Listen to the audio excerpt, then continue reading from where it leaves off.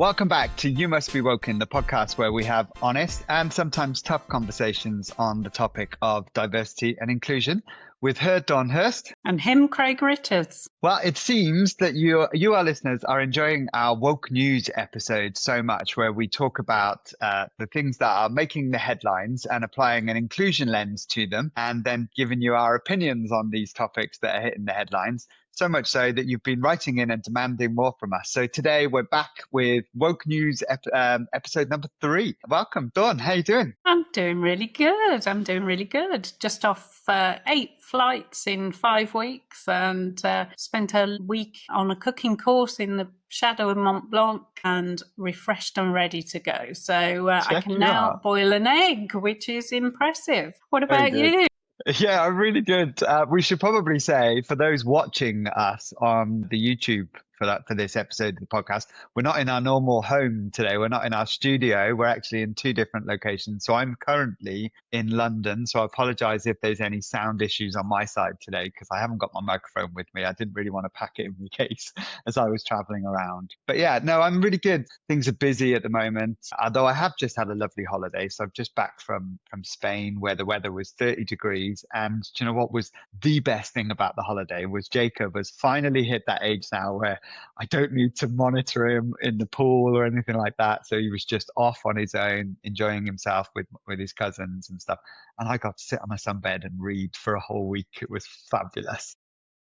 That sounds amazing. Really enjoyed it. And then next weekend, I've got a long weekend now this weekend as well, because I'm going to Cornwall for a family party. We're off to a 40-year wedding anniversary, Ruby wedding. So yeah, how exciting is that? Wow, that's cool. 40 years. Oh, Goodness. 40 years. Is it pain or not? I have no idea, but we'll see. Okay, should we get into the main topic today then? Should we get into this woke news number 3? Absolutely. So we normally start the episodes with a story of the week, but obviously when we're doing woke news, they're all stories. So we're going to go straight into the first one.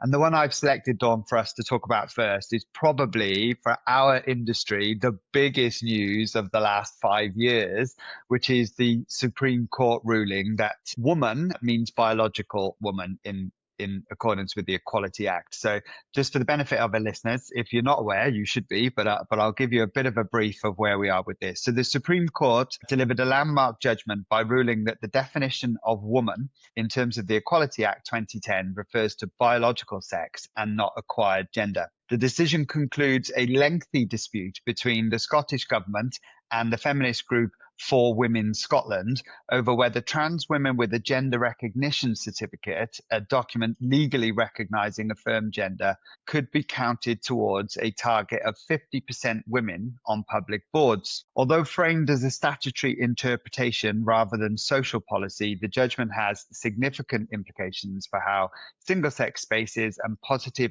action provisions are applied across the whole of the UK. So this is a massive topic. Before we get into it, I should probably start with 2 things. So the first thing, if you're a client of EA and you've been working with Dawn and I for many, many years, there's no change to the way we've been doing this equality training for your organization. So we have always trained that is how the legislation was interpreted. So there's no change for you if you're an EA customer. The second thing we should probably say is that the Equality and Human Rights Commission is currently undertaking a detailed consultation on the practical implications of what the Supreme Court judgment now means for workplaces, employers, public sector. All of these different things is now being considered, and organizations like the CIPD, etc., will be contributing to that, as will we as practitioners in this space as well. So whilst we'll talk about it today, we're not going to go too much into so what does that mean, because obviously we want to wait for the ECHR's help and advice on that. But what we do promise, Dawn, is we'll do a dedicated episode when that session is concluded for everybody as well. Yeah, I think that would be much more helpful for people. But sure.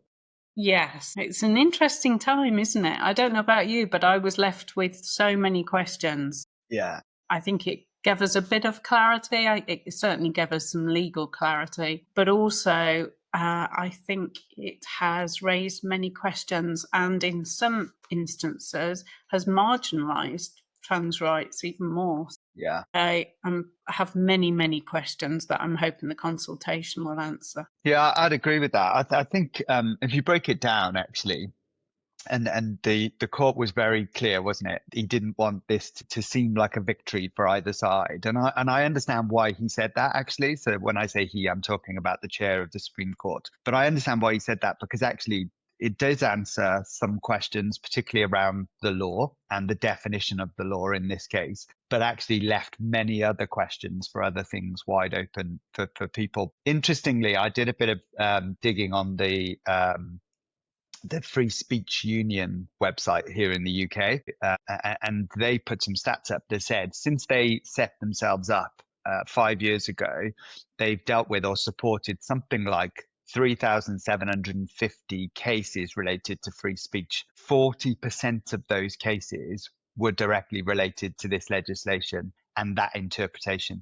So their expectation now is those free speech type cases will plummet as a result of this legislation. So from their perspective, this was a positive clarification of how the law is applied in that sense. But I guess that's, one area, but it's an important one, because free speech was part of the reason this legislation challenge was brought in the first place. Absolutely. I think the clarity it gave us was that hopefully voices were heard in that representation. I think we've got some safeguarding in place for those single sex spaces, and this whole question of sport, etc. Yeah. But I think, like you said at the beginning, we've always maintained keeping this topic as simple as possible. So we certainly welcomed that confirmation of clarity. But I certainly know, speaking to some trans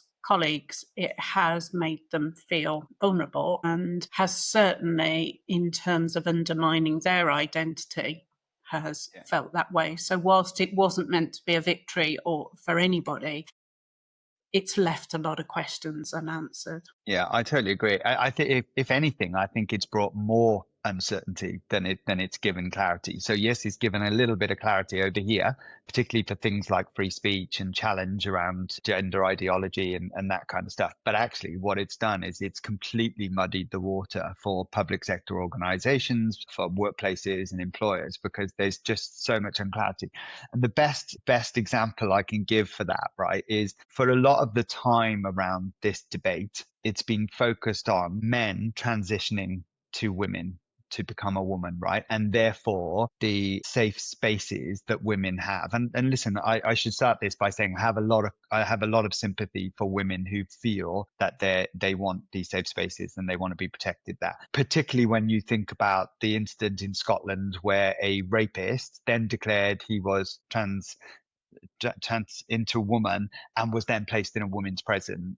That kind of practice is just totally inappropriate and therefore gives huge amounts of credibility and credence to this safe space argument. And I have a lot of sympathy for that. However, this debate has meant there's consequences on the other side. So for example, right now, if I'm a landlord of a pub and trans man, so somebody who used to be a woman but is now a man, comes into my pub, looks like a man, has facial hair, beards, etc., goes into the women's toilet because that's now the space they have to use according to this law. I kick them out of my pub or bar them for going into the toilet when they're a man or they look like a man. I can now be prosecuted for discrimination under this new clarification of the law. It makes no sense from the practical applications. So therefore, what we need is intervention from ECHR or from government. My fear, though, is that the government aren't going to intervene and they're going to stay as far away from this as possible because of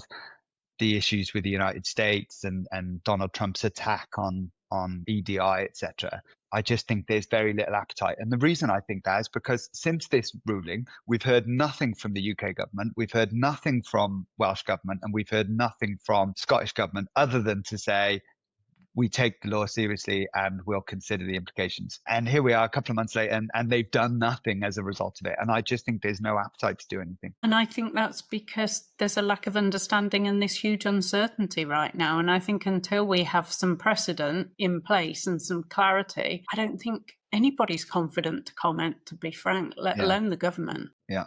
And it's quite scary, isn't it, that we've now got this period of uncertainty, and the single sex spaces is a huge issue. So if you've got a retail store and you've got changing rooms, you know, these kind of things, there are implications, and it's not clear for people what they should and shouldn't be providing. If you're in a pub and you've got these single sex toilets, for example, it's not clear what you should and shouldn't be providing. And, you know, the toilet discussion, dare I say it, seems to be the thing that everybody focuses on. And look, I understand that it is uncertain for people, but I always find it quite amusing. And I tell this story of when I went to a construction site and this chap said to me, "Oh, hey, Craig, look, we've done gender neutral toilets." And I said, "Oh, great." And he said, "Come and have a look." He was really proud of the effort that they put in to make the toilets gender neutral. And then when I'd gone into the toilet area, he basically just put signs on the doors that said these are gender neutral. And I'm like, you haven't really understood the brief here. And again, it's because that practical guidance is not there for organizations. They don't know what good looks like. And I've seen organizations spend a huge amount of money on changing facilities like toilets and still not hitting the mark. And that's a bit of a worrying trend. Yeah. I mean, we've got to hope. The consultation's due to finish in the next week or so, and hopefully there will be a period of reflection on consultation, and then there will be some clear guidelines. I think we have to remain positive that this will move forward. My sense is we need to watch this space, and I agree entirely. We need to do a specific episode on the detail of this. Yeah, I guess if I was just going to apply a bit of sense for now for organizations, I would be saying to them, look, the reality of the volume of trans individuals you have in your organization will likely be low, and therefore you could probably afford to do things on a one-by-one basis and have conversations and find interim solutions to things like toilets and spaces, etc. Trans colleagues absolutely should be supported through this period because they will be facing unprecedented challenge compared to where they were perhaps even a year ago. So I would definitely consider reaching out to your trans colleagues and making sure that they are comfortable and that they're safe. And then from a toilet perspective, just to be clear, when a toilet is considered gender neutral, think of it like an aeroplane, right? So when you're on the airplane, it says WC, and within the space, the door is lockable and there's wash facilities as well as toileting facilities. That is considered a gender neutral toilet. If your wash facilities are outside of the toilet or shared space, that's not gender neutral. So you can't call them gender neutral because the wash facilities are just as important as the actual toileting facilities. So, you know, that space on an airplane is the best way to describe a gender neutral toilet. But now it's clear in the law, you have to provide single sex spaces too. So it's really important that you get that balance right. Given the amount of trans people you're likely to have in your organizations, then a sensible conversation over the use of accessible toilets, etc., is probably a sensible interim position for you rather than suddenly thinking I've now got to spend hundreds of thousands of pounds changing all of the facilities in your organization. You don't. And if you do need any extra advice in the interim, don't be afraid to reach out to either one of us and we'll have a sensible conversation about where you go from here. But I think for me, the most important things really is that people just reach out and support colleagues in the right way and make some interim arrangements until that advice is published. Good advice. Good advice. Amazing. All right. Should we move on from that one? Because I'm very conscious we're not going to be able to do any more justice to that conversation at this stage.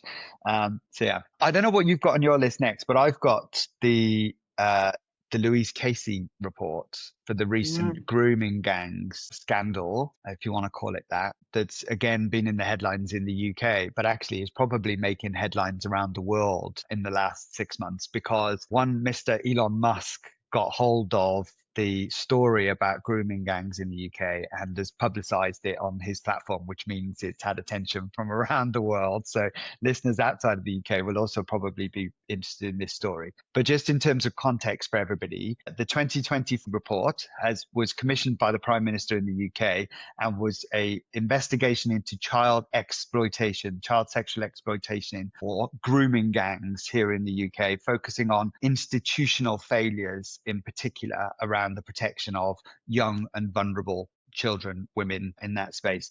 It found that authorities ignored victims due to political correctness, fear of racism accusations, and a lack of resources. The report criticized police and social services and public sector organizations for prioritizing cultural sensitivities over the protection of children and young vulnerable women. And it has now urged better training, victim support, and tougher prosecutions. And it calls for a zero tolerance approach to prevent future exploitation. Big ruling, considering the Prime Minister said originally, I'm not going to have a UK-wide investigation, and now has backtracked on the back of this report and said, yes, we are going to have a full investigation. What's your take on this, Dawn? God, how long have we got? So this was immensely politically sensitive, first and foremost, which when you dig into this and you dig into the themes that are relevant to what our podcasts are normally about, there's multiples in here. You know, you talked about the fear that we've talked about in previous episodes,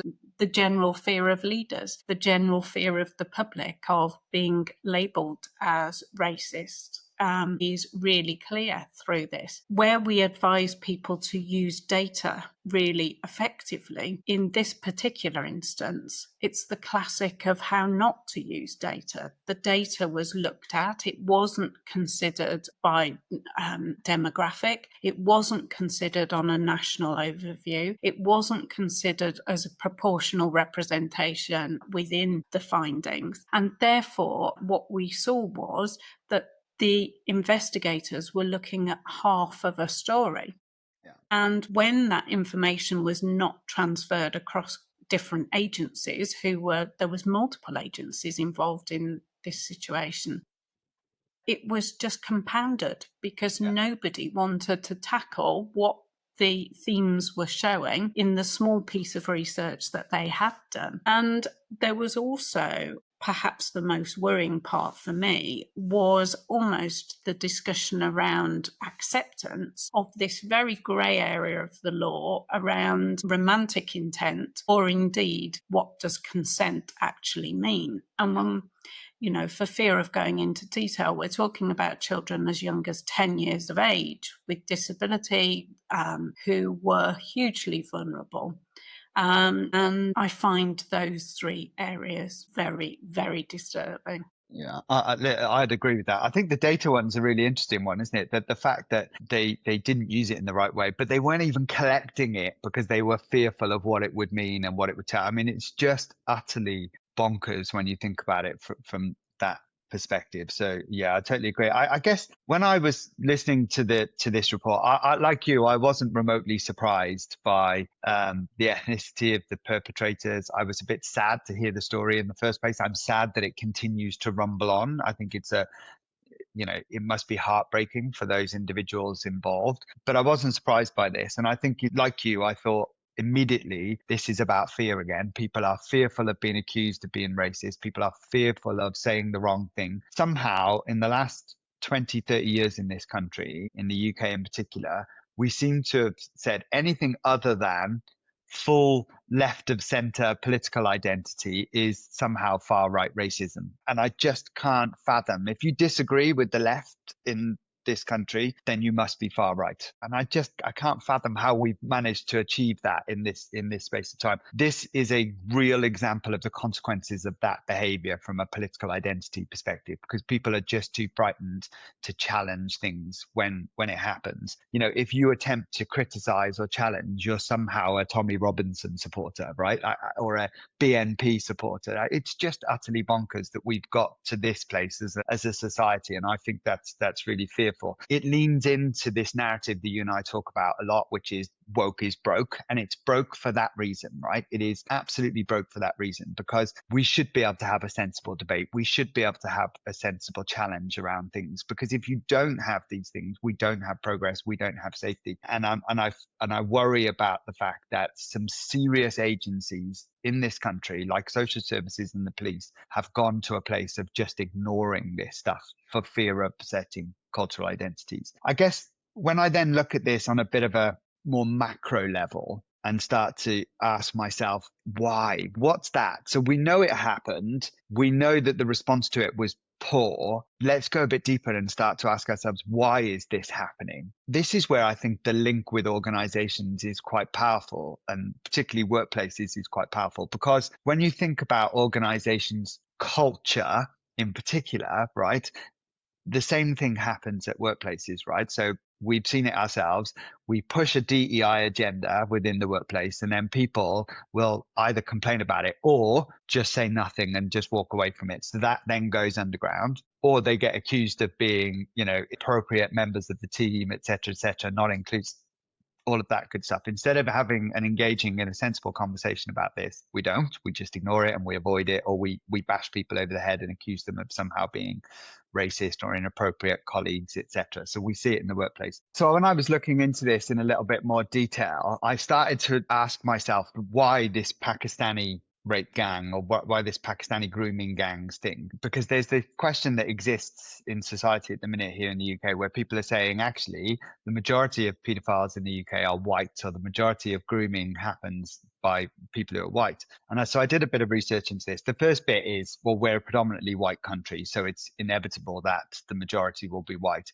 But specifically in these cases, in these areas, it was Pakistani men leading these incidents. And so I started to then do the whole culture thing and dig a bit deeper and to ask myself, like, why is this kind of happening? And I didn't realize this, but the majority of British Pakistanis come from a region in northern Pakistan called Mirpur, I think it's called. It's part of Kashmir. And predominantly in this area, they shared language and customs that are kind of opposed to our existing culture here in the UK. So, for example, the way they view women as second-class citizens, as an example, or the way they view particularly young white girls as loose or medals, meat that they can kind of win and monopolize and things. And a lot of this is these kind of links and attitudes with this Mirpur region, because it's got this kind of Islamic supremacy, primitive tribalism, some violent misogyny is rife in this culture and this part of Pakistan. I didn't know all of this. And so when I was doing a lot more reading of that, it makes a bit of sense, right? Because those individuals have immigrated into the UK. The cultures are very different. Therefore, the behaviors are different.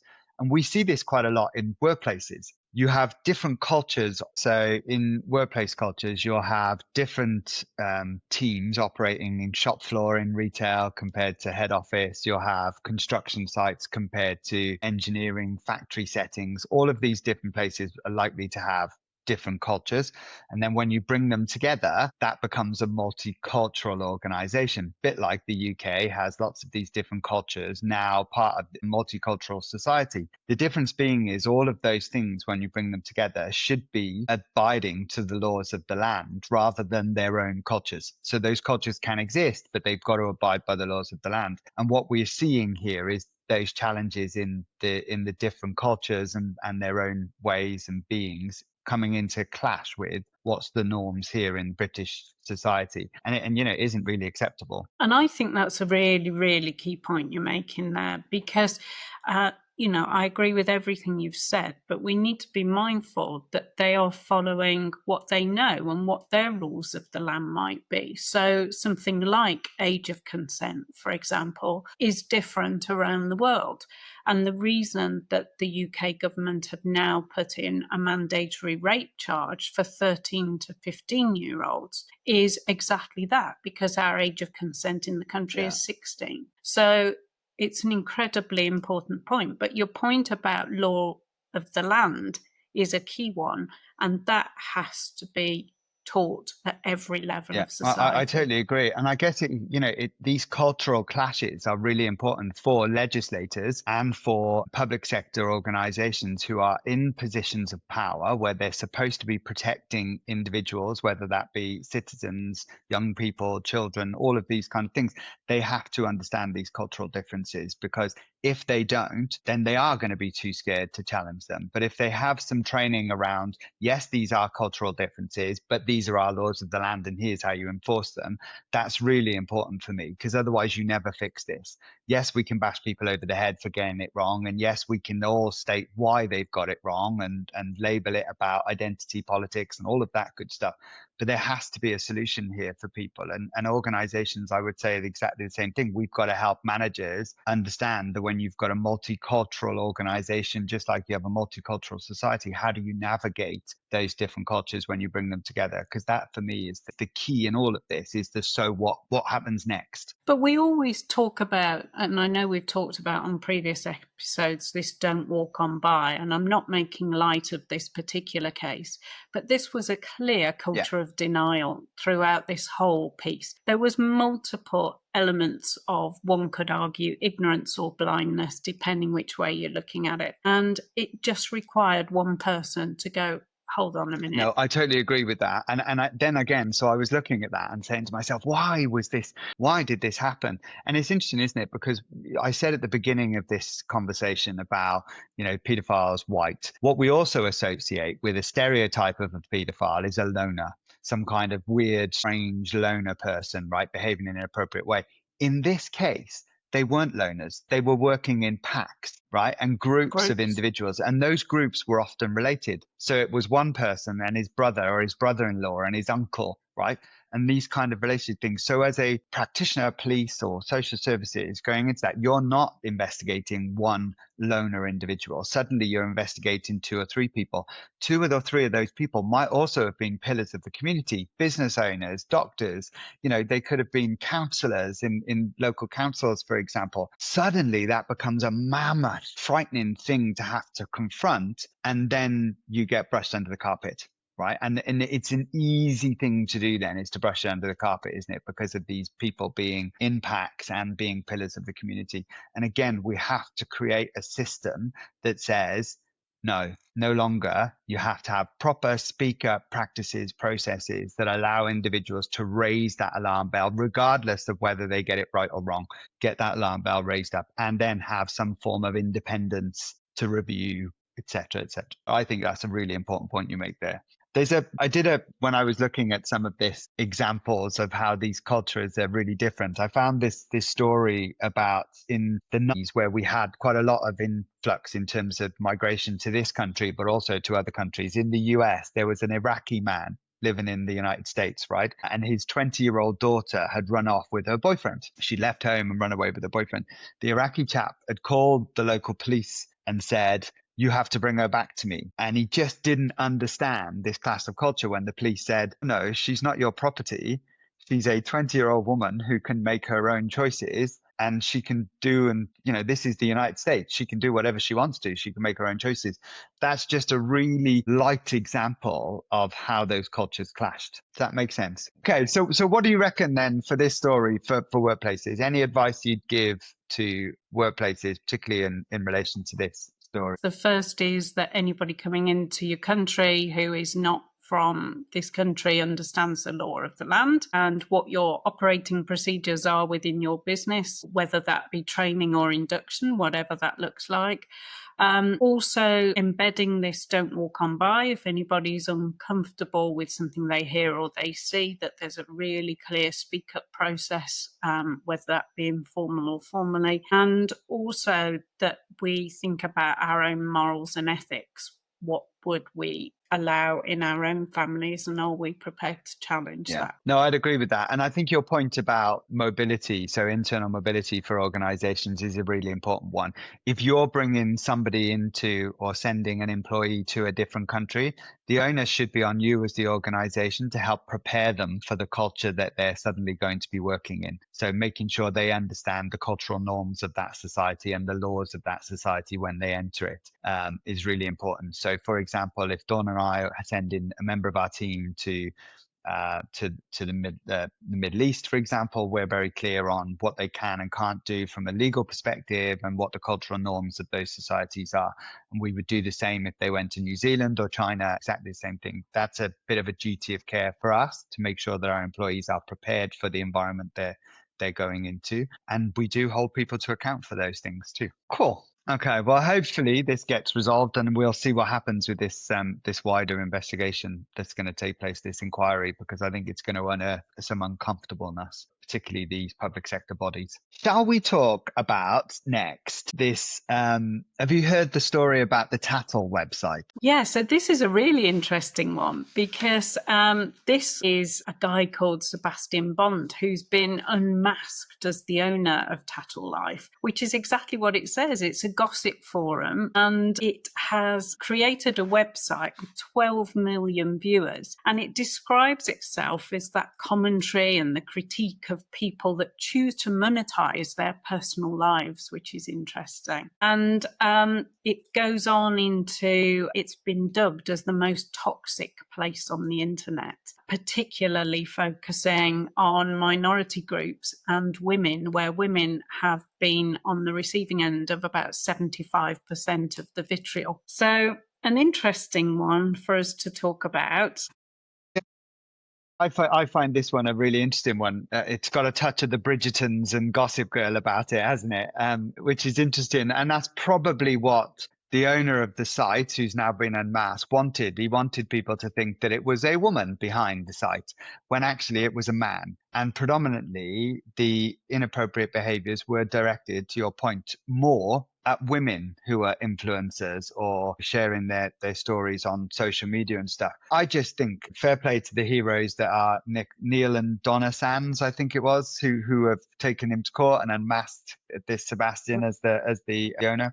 Fair play to them, because they basically stood up to a cyber version of a bully. Right. This man was in my mind, a cyber bully, and he was using a platform to bully and manipulate women. And Neil and Donna Sands are the heroes that stood up to that bully, and they've unmasked him. And I hope there's consequences as a result of it. Absolutely. And he made their life a misery. And they talk about so many key life events, getting engaged, getting married, moving house, all of these key things that were damaged as a result of the breach of their privacy, first and foremost, but also the mental health impact that had. And they talk very openly about the effect that's had on them through a sustained period of their life. No, I agree. I saw an interview with a couple of young women on one of the breakfast channels this week about it as well. And, that one of them in particular said it had contributed to the breakdown of her marriage. It had contributed to the breakdown of her business. It had contributed to her own mental health. She even at one point considered suicide because she was just so desperately unhappy with the vitriol was coming. People were literally writing things on this website that were just, I wouldn't even want to repeat them on this podcast because they were that vile. But ultimately, the site then was going, oh, we take these things very seriously. Well, you clearly didn't take them very seriously. Otherwise, you would have taken them down. You clearly don't take them very seriously. Otherwise, you still would have taken them down, and they're still not being taken down today.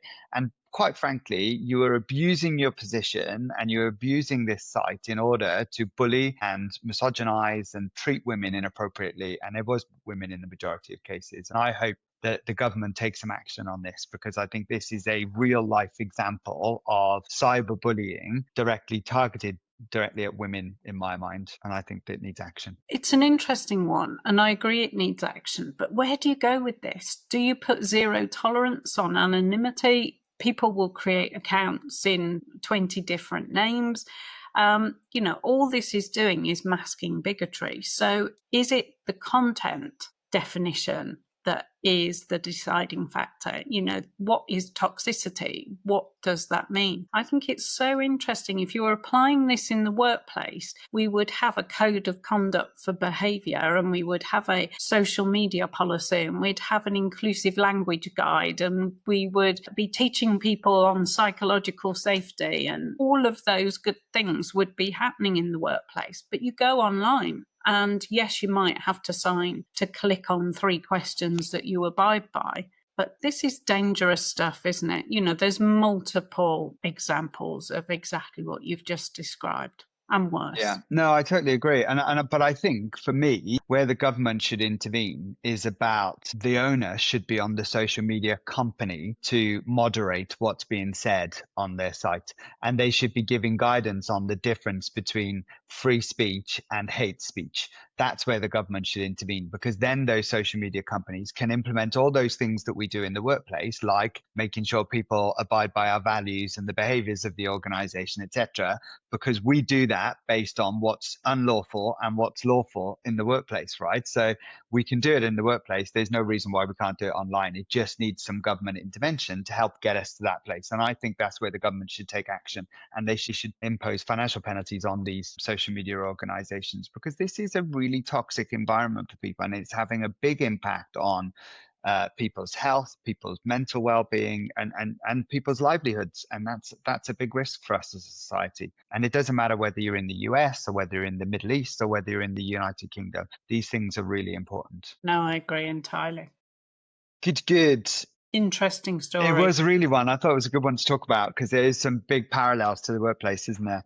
Should we move on and talk about the other big news that happened over the last couple of months, which was the Pope Francis has passed away, has died at age 88 after a short illness, and has sent shockwaves around the world. All of the leaders from all of the major countries around the world attended his funeral, sent condolences, and was a big event for obviously the Catholic Church. So yeah, what are your thoughts on the Pope's passing? Yeah, I mean, it's desperately sad when anybody passes, isn't it? Of course. And, you know, I think under Francis, what we had was we started to see some kernels of diversity. You know, we saw that 108 of the cardinals were from 25 different countries. And that's the first time ever we've seen that level of diversity. Obviously, with the appointment of Pope Leo, we have our first American Pope, which is exciting. And that breaks that European monopoly that has always been in place within the institution. And, you know, we also saw that Francis was focused on supporting women. He elevated women in church governance particularly, and for the first time appointed people into Vatican roles who were female. So, yeah, very sad. So what do you think about Leo's appointment? Look, I would agree with a lot of what you've said, and you know, to give some balance before I do rant about this a little bit, you know, I do think there was some progress in the Catholic Church under Pope Francis, and I think, you know, fair play, he should be praised somewhat for some of those things. Even just his approach to the way he conducted himself during the role. So even if you take away the so-called progression that he brought to the church, his own behaviors were very rooted in his own kind of authenticity. He didn't want to stay in the big, you know, palace environment. He stayed in a B&B. He gave away his $1,000 expense account and all of that kind of stuff. You know, his own approach to the role was an interesting one. Should start this bit by saying I am a Catholic. I was raised as a Catholic. I was brought up in a Catholic school, Catholic setting, the whole 9 yards, altar boy and everything. You know, I feel like I'm saying this criticism with this coming from a place of knowledge around the way the Catholic faith behaves. I feel really uncomfortable when I hear people talking about Pope Francis like he's some kind of saint that brought this huge wave of progression to the Catholic faith. I just don't buy that, right? I'm not buying this kind of, oh, isn't he wonderful because he brought so much progression. And I started to have a look into, so come on then, what is it he actually progressed from the Catholic Church, right? So I did a bit of a search. So the first thing was, he argued that climate change was real. Okay. I wasn't aware that many Catholics were overtly opposed and saying that it wasn't. So, okay, some progression if you like, but I didn't realize the Catholic Church was opposed to climate change anyway. The second bit was around synodality, so which means walking together, moving towards a church that listens. Okay, not sure I would say that the Catholic religion was one that was listening constantly, because otherwise it would have made changes a long time ago. So, okay. Next, but then on his list of things that he was modernizing within the Catholic religion was this Catholicism in the modern age, urging debate about how labels such as conservative or progressive were creating divide in the community and about what it means to be Catholic today. Well, I'm not sure that's any further forward than it was in 2013 when he first became Pope. We still have no women priests. We still have no gay marriage, despite him saying that he thought civil unions might be okay for us to get on board with. We still have a situation where gay priests have to hide their sexuality and hide who they are. So I'm not really buying this whole kind of progress stuff. I will grant you that he did make some changes to things like including blessings for civil unions that could take place in the church setting, but not during a church service, right? That's how much progress he made. And permitting trans people to have a blessing or to be a godparent or a witness during a church service. I'm sorry, if people think that's progress, I've got a bridge to sell you, because it ain't progress in any way, shape, or form in 2025. And as a Catholic, I don't think the church is any further forward than it was when I was a kid, and it had no representation and actually ostracized people for being different. I just don't think we should, just because he's passed away, suddenly be celebrating it as if he's some kind of patron saint that progressed the Catholic Church into the 21st century, because I don't think it's that much further forward than it was in 2013 when he came to power.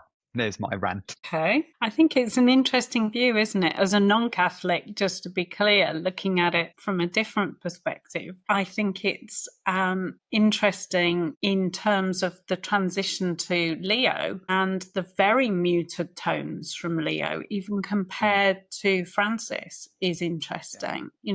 All people are welcome. What does that mean?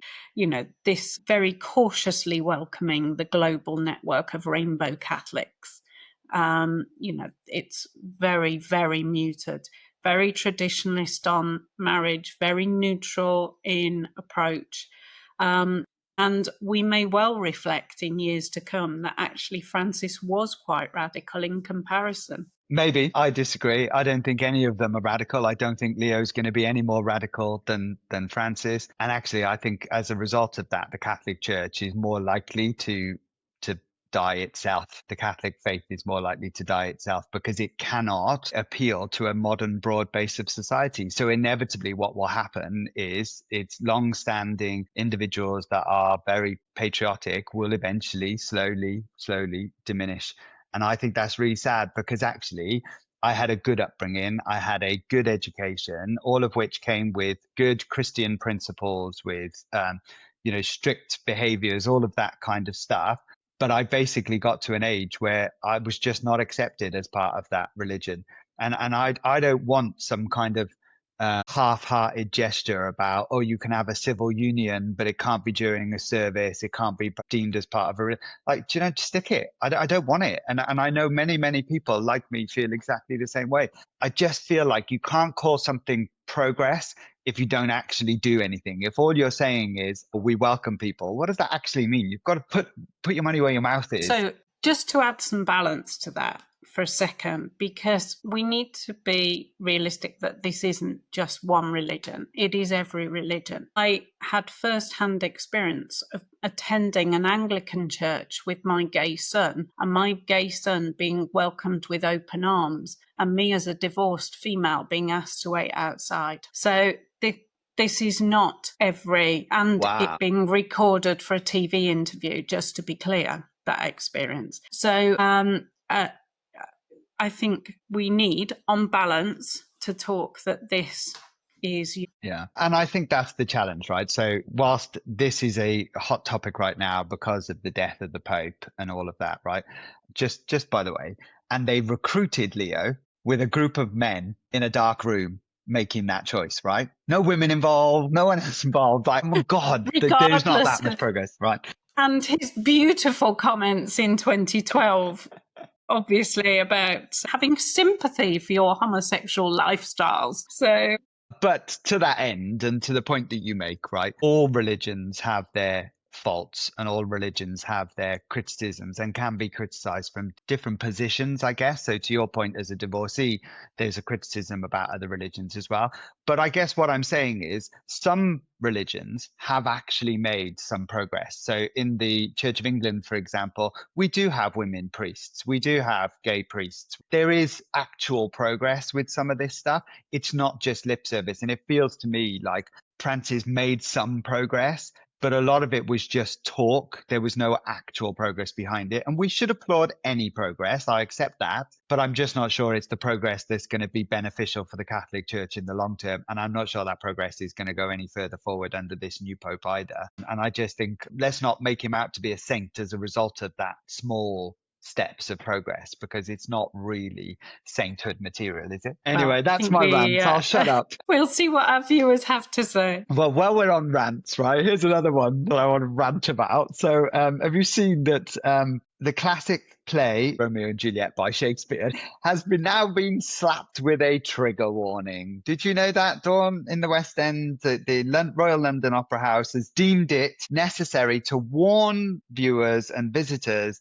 that the production includes themes of violence and death, and therefore it has a trigger warning attached to it. I don't even know where to start. Yeah, I have a slightly different view on this one. I know I can tell how you feel about it. But, you know, this is a historic piece of work and it's got to be presented for a new audience. And to appeal to a new audience, we've got to think about the generational requirement we want in that new audience. And the themes are big themes. You know, this is teen suicide, underage romance, it's violence, it's murder, it's parental abuse. And those generations who this old work is being adapted for.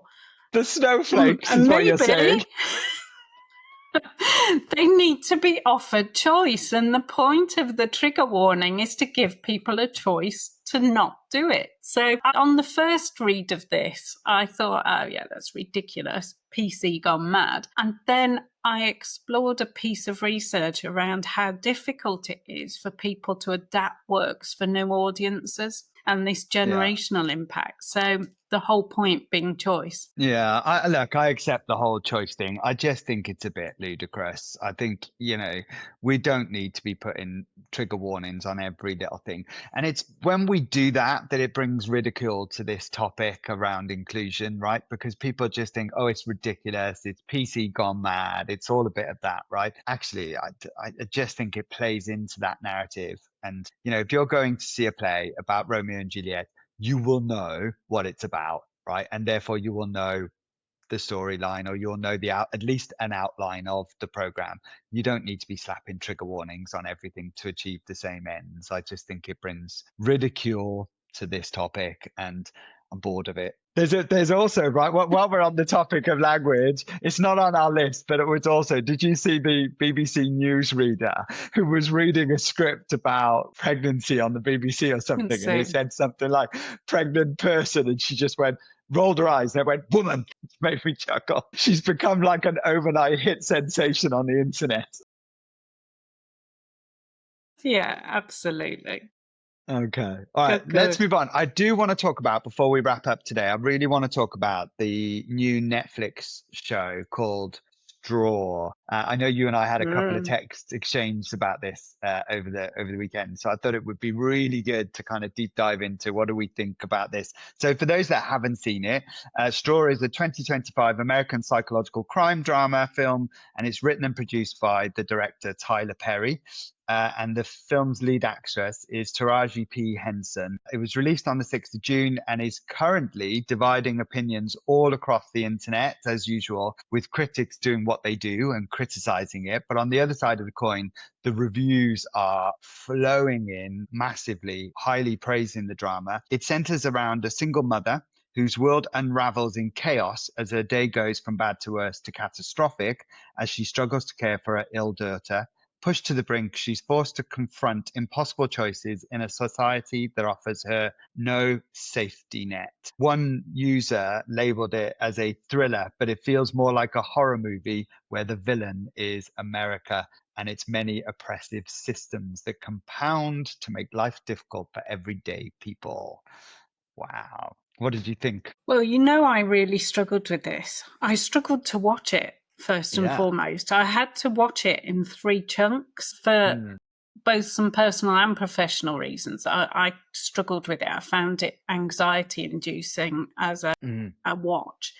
And, you know, it's called Straw. It's the final straw. What does actually push you to the limit. And Yeah. that's with no spoilers, of course, because there are some interesting twists. Well, I think we're definitely going to spoil it. So if anybody hasn't watched it, then you might want to turn off because we're definitely going to spoil it. So, I mean, the build-up of overload of incidences to push to that point of a moment of insanity, then, we've all been there, I guess. In the majority of times, we perhaps haven't taken quite such dramatic action, but that whole build-up of mental health and crossing the line, the final straw, was enormous. I think what was really impactful for me was a couple of people in authority who showed huge support and empathy, regardless of the rules, and specifically the bank manager and one of the detectives involved in the case. Yeah. And we can all relate to those people who have absolutely stood by us in our darkest moments, of course. But also, that system inequality and how people within institutions just need to think how privileged they are in terms of their approach. And perhaps that then questions the whole piece of recruitment and representation within institutions. I am very conscious of the key twist and not spoiling that for anybody, but the reason I found it really tough was I thought the acting of the lead actress was just sensational. Wow. And could absolutely have walked alongside her for that day. Just found it huge. Yeah, I literally, I hear you loud and clear. I too struggled to watch it. It was a really tough watch, but so powerful. So, and you're right, Taraji P. Henson. Wow, what an actress. It was literally superb. It was my only description of the way she acted it. I thought it was so powerful. And I guess one of the things that it made me think about was this attack that currently exists, particularly in the US at the moment, about DEI, right? And, having DEI managers and how terrible they are, right? And then you contrast it with the inequalities that were clearly evident in this movie and in this story. And you think, no, that's why we have DEI managers. They should be tackling those inequalities. So just take the workplace, for example. So in this scene, she's in this workplace. She gets a call about her daughter's school and has to leave. And the way the manager treats her in order to respond to that is appalling, wouldn't be allowed in some democracies around the world. So in the UK, absolutely wouldn't be able to treat somebody like that in the workplace. And because of things like equality law and all of that, and yet in America, that seems to be really common practice. So that's the stuff that DEI managers that Donald Trump hates so much should be fixing, right? They could be fixing those things. And that is huge progress for organizations. And that is huge progress for society.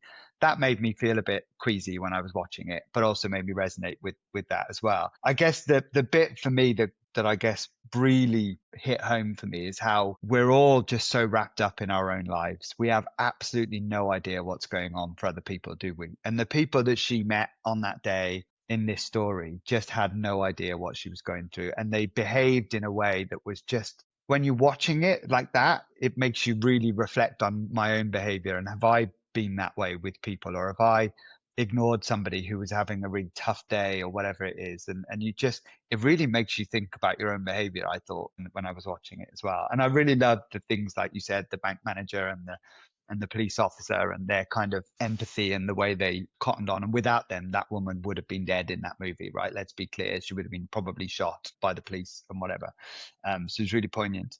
I thought it was really powerful. They talked about how grief essentially affects people in different ways. You can't, it's impossible to say that's the pattern of behavior that follows, because it's different for everybody. I thought there was some really poignant moments in it, like when the little old lady in the bank said, no matter how hard you have it, there's always someone else that's got it worse than you, my love. And the other one she said, which really hit me for six, was what she said when it said, people don't know how expensive it is to be poor. I thought, wow, that's so true, right? It is expensive being poor. We know that because of healthy eating and all of education, all of these kind of things. It was, yeah. And then my final observation, which I thought was quite powerful too, was this beautiful moment where the media had turned up to report on what was going on. And the headline was, lunatic is holding up a bank with a gun or a bomb or whatever in the bank. And then at the same time, one of the tellers had live streamed what was actually happening in the bank. And the individual story was playing out to the whole of America on social media. And for me, that just demonstrates where we are as society right now in the 21st century. The media no longer owns the narrative if you don't want them to. Right? You have the power yourself to put your own version of events out on social media, and you can do it live at the same time as news medias are reporting something completely different outside. You can do it. And actually, what happened then was she captured the hearts of America with what was going on because they were all resonating with her story for themselves. They were all going, oh my God, I've been there, done that. That's me. And it's just so powerful, isn't it, that the media no longer monopolizes our stories anymore. They can't. And Absolutely. social media is massive. Power of storytelling lies with the individual. Yeah, if you haven't watched it, viewers, give it a go, even if you have to do it over 3 nights like I did. Yeah, for sure. And I guess that the whole thing for me is like a holding a mirror up to the flaws that exist in our society. And if nothing else, it's worth watching just for your own behavioral insight and the mirror up for yourself. Loved it. Definitely. All right, before we wrap that one up about straw, we should probably talk a little bit about Tyler Perry himself, the writer and director, because I posted something on my Instagram saying, I really enjoyed this film. And within seconds, one of my friends messaged me and said, you do know he's just been accused of sexual assault and sexual and I was like, I actually didn't know that. So we should probably talk about that as well, because it's another story that is quite prevalent at the moment. And we often hear it from a Me Too perspective. So women reporting on being sexually assaulted, particularly in this industry. But this is a different one because this is a case of a male saying Perry has been accused of sexual assault in a £260 million lawsuit by an actor of the name Derek Dixon. So it's a male accusing another male in this space. Perry's lawyer claims it's nothing more than a scam to make money. However, the themes that we've seen time and time before about people in power abusing that power seems to be quite a common theme, particularly in this industry, right? Any thoughts on that? Yeah, I think it's really interesting that you can create such a thought-provoking piece and then be accused of something like this. I just found it ironic. I found that piece of information when you shared it after I'd done the research on the other piece. And, it will be interesting to see where the case goes. I think, is it a money-making scam or is it going to be a cover-up or what? But I think the timing is very interesting. Yeah, it is really interesting. And I guess it's applicable for organizations around the world as well, right? Because we're talking specifically about the media industry, but this happens in every other workplace around the world as well. This is about power, and whether or not it's deemed to be accurate, the accusations are true or false, we don't know. We may never know. But actually, the story behind this is that power existed, and Tyler Perry was supposedly using his power to manipulate an actor or somebody on his show. So having safeguards in place, whether you're a production company or whether you're a construction company or whether you're an engineering firm, is important to have those structures in place that enable people to speak up if they think there's an abuse of power in an organization. And it's much more difficult in a production setting like this because a lot of the production houses are smaller or whatever. But Netflix has the means to provide those speak up routes, and they should do it for me. And that's why I thought it was important that we cover it as part of the conversation, because it's a really juxtaposition. He can do a story that's so powerful and moving and society reflecting, and then have his own story over here where he's been accused of impropriety is interesting, isn't it? Cool. Okay, a couple more before we wrap up. This one's an interesting one because both you and I are football fans. But did you see the opening game of the Club World Cup recently, where Inter Miami played Al Ahly? And after the game, they announced the usual recognitions for players, and we no longer have man of the match in men's football. We now have Superior Player of the Match award. And I have to say, me and my friends watching the match howled with laughter. Is it that revolutionary? I mean, we've had player of the season for many, many years in club football. And but I take your point. But we come back to the is it fireman or is it firefighter debate, don't we? And they've got to come up with some professional consistency from somewhere. Is it necessary? Question mark. But, football is now much more universal, played by all sexes, and it's a tiny tweak into gender neutral language. But I think that's the problem. It's not a tiny tweak, is it? Right? Because you're now superior player of the match award. I don't necessarily agree with the superior, but player of the match, player of the year, player of the season. Exactly. We've used that in club football for a long time. Exactly. And it just reminded me of the waste disposal management technicians for bin men, right? It just made me, because that's exactly what they've done here. Yeah. You've overcomplicated it rather than just changing man for player. It just, it's typical, isn't it? It's just that kind of wokery. And we don't woke need is broke. superior. Yeah, superior is just broke. Privilege. Another example of woke is broke. Hey ho. Love it. Okay. So I've got two more stories, I think, to just pull up for this episode. So the first one is the tragic Air India crash that happened recently as well. This was a really powerful story, wasn't it?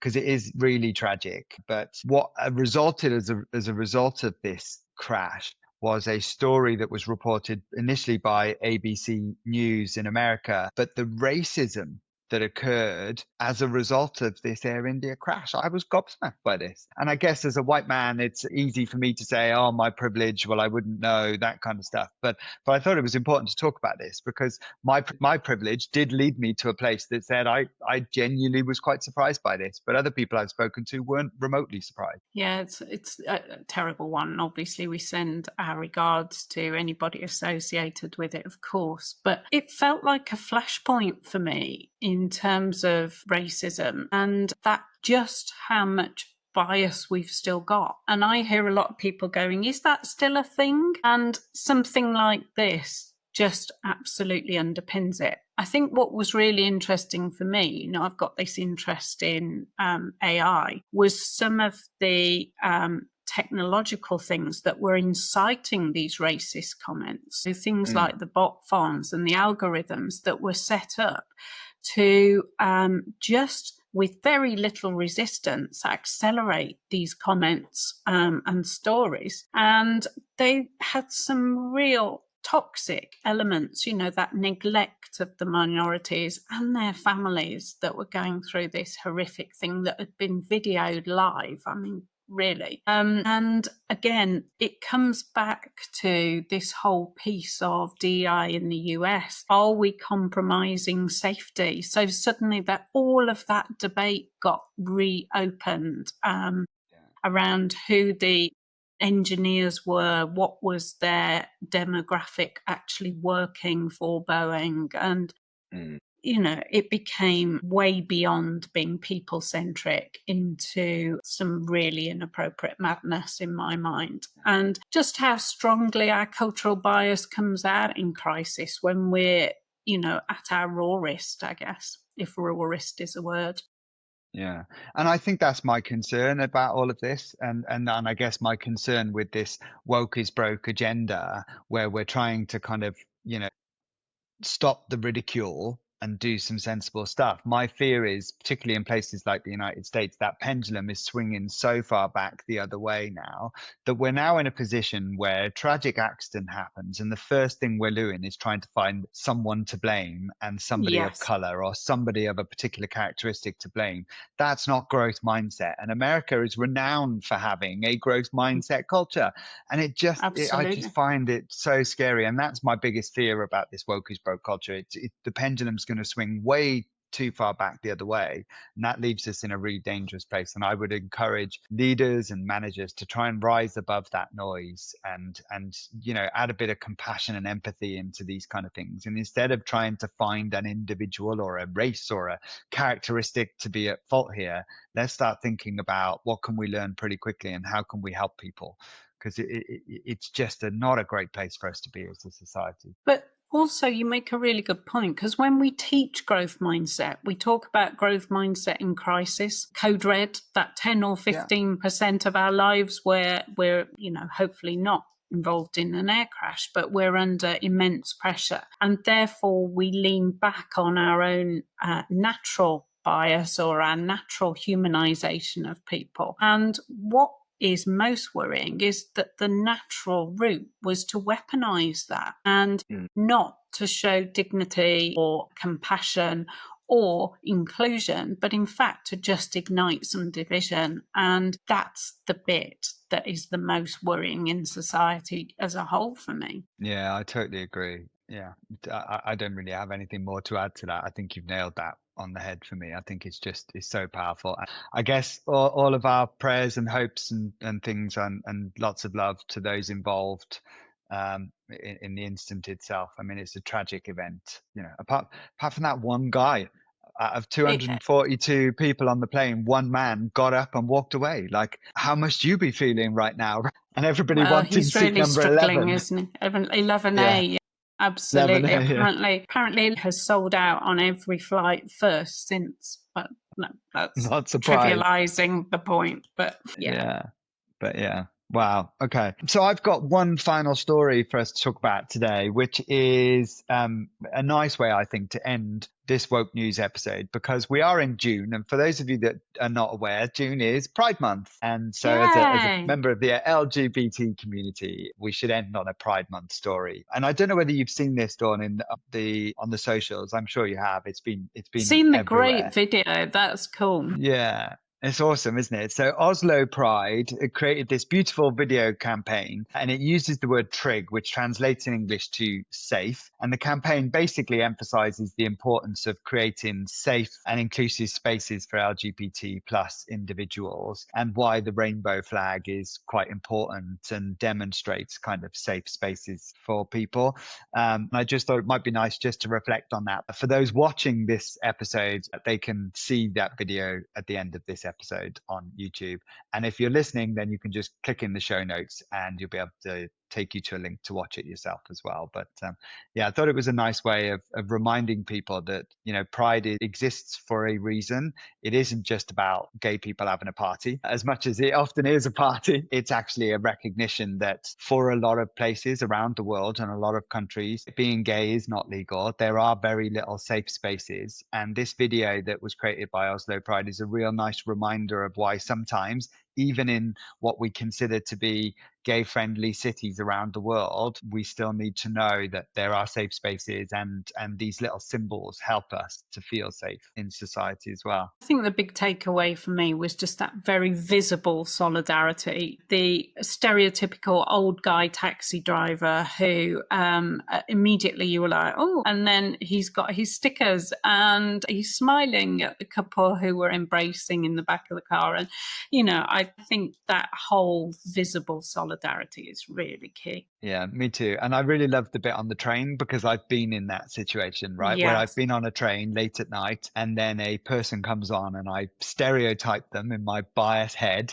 as they walk on the train, and I think, oh my God, they look like they could hurt me and they look dangerous. And then he sits down and you see his little rainbow flag and you're like, oh, so sweet and it's so safe. And I think it's just a beautiful way of representing that, these symbols are important, and what a way to do that during Pride Month, to remind everybody the importance of why we have Pride in the first place. Definitely. Love awesome. That. Nice so way if you to are end. watching, it is a lovely way to end. And if you are watching on YouTube, we're going to cut away to that video at the end. If you're not, then click on the show notes and you can see it.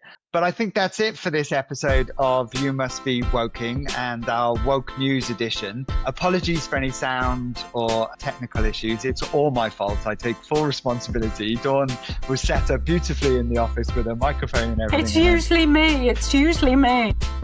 And it's all my fault. But until next time, thank you very much for listening. And it's a bye from me. And a bye from me.